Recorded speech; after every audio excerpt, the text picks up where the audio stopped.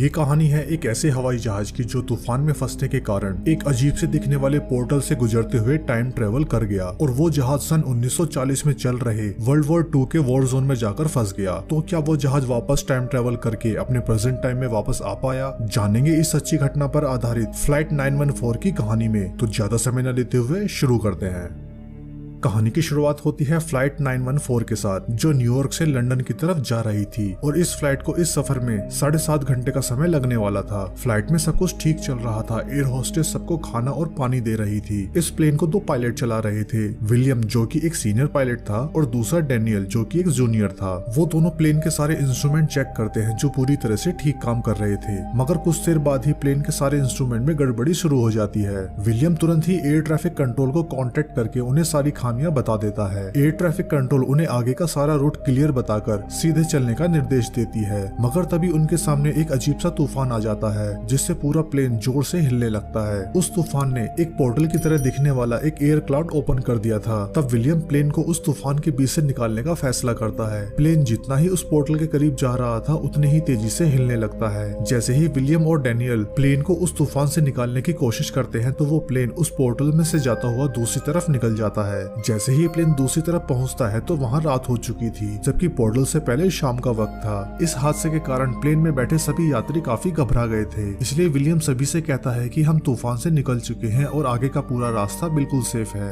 मगर विलियम अंदर ही अंदर जानता था कि कुछ तो गड़बड़ है। उस पोर्टल को पार करते ही प्लेन के सारे इंस्ट्रूमेंट काम करना बंद कर देते हैं और प्लेन में बैठे सभी यात्रियों के सेल फोन और लैपटॉप के सभी नेटवर्क भी काम करना बंद कर चुके होते हैं। तब डैनियल प्लेन के सभी इंस्ट्रूमेंट को चेक करता है तो उनमें उसे कोई खराबी नहीं दिखती। इस समय उनके प्लेन में सिर्फ उनका रडार सिस्टम पूरी तरह से ठीक काम कर रहा था। फिर विलियम एयर ट्रैफिक कंट्रोल को कांटेक्ट करके उनसे मदद मांगने की कोशिश करता है, लेकिन विलियम उनसे कांटेक्ट नहीं कर पा रहा था। उस प्लेन में 2 आदमी सवार थे जो हिस्ट्री के प्रोफेसर थे। वो दोनों लंदन में हिस्ट्री के सेमिनार में शामिल होने के लिए जा रहे थे। उन्हीं के पीछे एक बुजुर्ग व्यक्ति बैठा था जो अपनी डायरी में अपने आसपास की सभी घटनाओं को लिखता रहता था। अब प्लेन को उड़ते हुए काफी टाइम हो चुका था। इसी दौरान डैनियल की नजर प्लेन के रडार पर पड़ती है, जिसके अनुसार वे उस हवाई क्षेत्र में बिल्कुल अकेले उड़ रहे थे। उनके आसपास किसी दूसरे हवाई जहाजों का कोई नामो निशान नहीं दिख रहा था। तब उन्हें लगता है कि शायद तूफान के कारण उनके रडार पर कुछ नहीं दिख रहा और इस तरह से काफी टाइम निकल जाता है। उसके बाद विलियम प्लेन को बादलों के नीचे लाकर किसी शिपिंग लेन या कार्गो शिप से रास्ते का पता लगाने की कोशिश करता है। विलियम जब प्लेन को नीचे लाकर कुछ दूर आगे बढ़ता है तब उसे रडार पर कुछ प्लेन के होने का सिग्नल मिलता है। जैसे ही विलियम प्लेन को आगे चलाता है तो विलियम को कुछ आग जलती हुई दिखाई देती है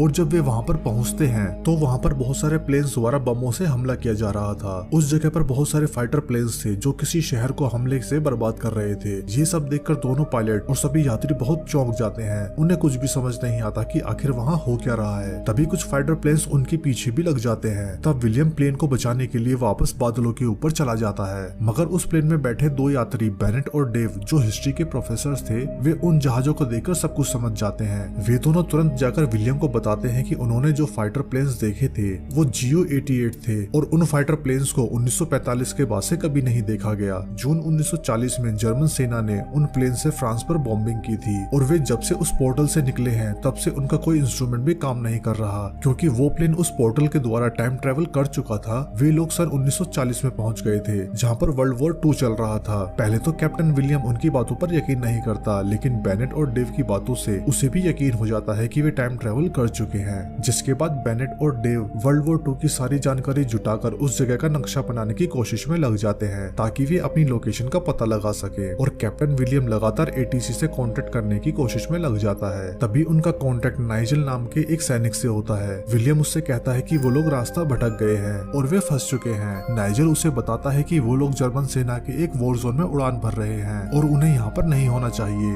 विलियम और डैनियल को नाइजल से पता चलता है कि वो 17 जून 1940 में आ गए हैं और जहाँ पर वर्ल्ड वॉर 2 चल रहा था। वे उस प्लेन के साथ हवाई वॉर जोन में उड़ रहे थे। इसी दौरान बेनेट और डेव अपनी लोकेशन का अंदाजा लगाकर कैप्टन के पास पहुंच जाते हैं, मगर प्लेन में बैठा एक दूसरा आदमी उनकी सारी बातें सुन लेता है और प्लेन में बैठे सभी यात्रियों को बता देता है, जिससे उन सभी यात्रियों में टेंशन का माहौल क्रिएट हो जाता है। अब प्लेन को लगातार उड़ते हुए 150 मिनट हो चुके थे, जिस कारण उनका फ्यूल भी आधा हो चुका था। उसके बाद विलियम नाइगल से कांटेक्ट करता है और उससे प्लेन को लैंड कराने के लिए एक सुरक्षित रनवे मांगता है ताकि वे फ्यूल खत्म होने से पहले अपने हवाई जहाज को लैंड करा सके। मगर इसी दौरान नाइजेल उसे बताता है कि जर्मन सेना को उनके प्लेन के वॉर जोन में होने का पता चल चुका है और वे उन पर हमला करने का प्लान बना रहे हैं। इसीलिए नाइजेल विलियम से अपने प्लेन का रास्ता बदलकर वापस बादलों के ऊपर जाने के लिए कह देता है। मगर उनके बादलों से ऊपर जाने से पहले ही जर्मन सेना के कई सारे फाइटर प्लेन्स वहां पर आकर उन पे अटैक कर देते हैं। विलियम और डेनियल दोनों मिलकर अपने प्लेन को उनके हमले से बचाने की कोशिश में लग जाते हैं, मगर जर्मन फाइटर प्लेन्स उन पर लगातार अटैक करते जा रहे थे। तब विलियम प्लेन को तेजी से नीचे ले जाकर तुरंत ऊपर ले आता है, जिससे कुछ जर्मन प्लेन्स जमीन में टकराकर तबाह हो जाते हैं। लेकिन उन फाइटर प्लेन्स की फायरिंग में एक गोली डेलियन को छूकर निकल जाती है, जिससे डेनियल घायल हो जाता है और फिर विलियम प्लेन को तुरंत बादलों के ऊपर ले जाकर जर्मन फाइटर प्लेन्स की रेंज से दूर निकल जाता है। अब इस हमले में प्लेन के सभी यात्री बहुत घबरा जाते हैं। तब कैप्टन विलियम सभी लोगों को सच्चाई बताने का फैसला करता है और उन लोगों को प्लेन द्वारा टाइम ट्रेवल करने की पूरी बात बताकर उनसे इस प्रॉब्लम से निकलने की मदद मांगता है। तब टेरेसा और हेक्टर उसकी मदद के लिए तैयार हो जाते हैं, क्योंकि उनके प्लेन का आगे वाला लैंडिंग गियर खराब हो चुका था। इसलिए वे तीनों विलियम, टेरेसा और हेक्टर उसे ठीक करने के लिए प्लेन के निचले हिस्से में चले जाते हैं। उस प्लेन का लैंडिंग गियर अटक चुका था और इसके बिना वो लैंडिंग नहीं कर सकते थे। फिर हेक्टर लैंडिंग गियर के ऊपर उतरकर उसे ठीक करने के बाद वापस आने की कोशिश में उसका पैर फिसल जाता है। हेक्टर यहाँ प्लेन से नीचे गिरने से बाल बाल बच जाता है। अब प्लेन में सिर्फ 90 मिनट का फ्यूल बचा था और उन्हें जल्दी ही प्लेन को लैंड कराना था। फिर विलियम तुरंत वापस बादलों से नीचे आकर नाइजेल को उसी फ्रीक्वेंसी पर कांटेक्ट करता है, मगर इस दौरान जर्मन फाइटर प्लेन्स फिर से आकर उन पर हमला कर देते हैं और एक मिसाइल हमले में प्लेन की कुछ विंडो टूट जाती हैं। विलियम अपनी होशियारी से दोनों प्लेन को हवा में ही तबाह कर देता है और फिर से बादलों के ऊपर चला जाता है ताकि वे जर्मन फाइटर प्लेन से बचे रहें। इस सब में उन्हें एक बात समझ में आती है कि जब भी फाइटर प्लेन्स आते हैं तब रेडार उनकी एक वार्निंग देता है, जिससे उन्हें फाइटर प्लेन्स के आने का पता चल जाता है। अगर यही रेडार सिस्टम जमीन पर भी हो तो वे दुश्मन के प्लेन को ट्रैक कर सकते हैं, जिससे वो बचे रह सकते हैं। तब वे सभी मिलकर उस रेडार सिस्टम को नाइजेल को देने का फैसला करते हैं ताकि उनके लिए एक एयर ट्रैफिक कंट्रोल सिस्टम बन पाए और वे दुश्मनों से दूर रहते हुए सीधे उड़ सकें। अब उन्हें यहाँ से बचने के लिए वापस उसी तरह के किसी तूफान का इंतजार करना था जिस तूफान में फंसकर वो टाइम ट्रेवल के द्वारा पास्ट में आ चुके थे, और वही तूफान उन्हें वापस टाइम ट्रेवल करके उनके प्रेजेंट टाइम में ले जा सकता था। उसके बाद डेनियल, बेनेट और डेव पूरे रेडार सिस्टम को तैयार करके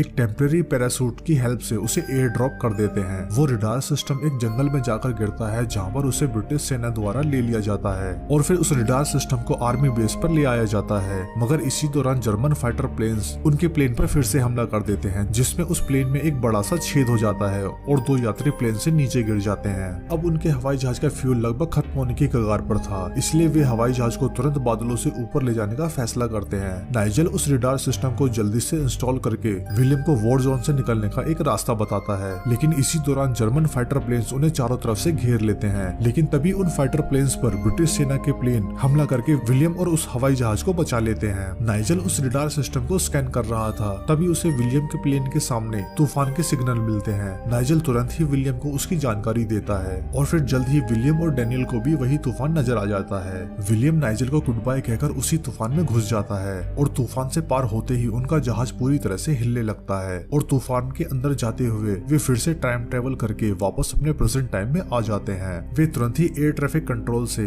कांटेक्ट करके सेफली रनवे पर लैंड कर जाते हैं। सभी यात्री और क्रू मेंबर जिंदा बचकर वापस आने की खुशी में गले मिलते हुए प्लेन से बाहर निकल जाते हैं और फिर आखिर में एक बुजुर्ग व्यक्ति प्लेन में रह जाता है। जब विलियम उनके पास जाता है तो वह उससे प्लेन से उतरने के लिए कहता है। तब वह बुजुर्ग व्यक्ति अपनी डायरी में कुछ लिखने लगता है, जिसे देखकर विलियम चौंक जाता है। उस बूढ़े व्यक्ति ने उस टाइम ट्रेवल की घटना को पहले से ही अपनी डायरी में लिख रखा था। उस डायरी में उनके द्वारा दिए गए रेडार सिस्टम का भी जिक्र था, जिसे विलियम टाइम ट्रेवल के दौरान जून 1940 के वर्ल्ड वॉर में नाइजेल को दे आया था। और जब वह व्यक्ति अपनी डायरी बंद करता है तो उस डायरी पर उसका नाम लिखा था नाइजेल। असल में यह बूढ़ा व्यक्ति वही होता है जिससे विलियम को सन 1940 के वॉर जोन में कांटेक्ट हुआ था और इसी की मदद से वे वहां से बचकर निकल पाए थे, जिसे देखकर विलियम पूरी तरह से चौंक जाता है और मूवी यहीं खत्म हो जाती है। तो कहते हैं ना कि टाइम ट्रेवल एक ऐसी थ्योरी या सच्चाई है जहाँ पर सब कुछ पॉसिबल है। तो मिलते हैं अपनी एक और नई वीडियो के साथ, तब तक के लिए थैंक यू। जय हिंद, वंदे मातरम।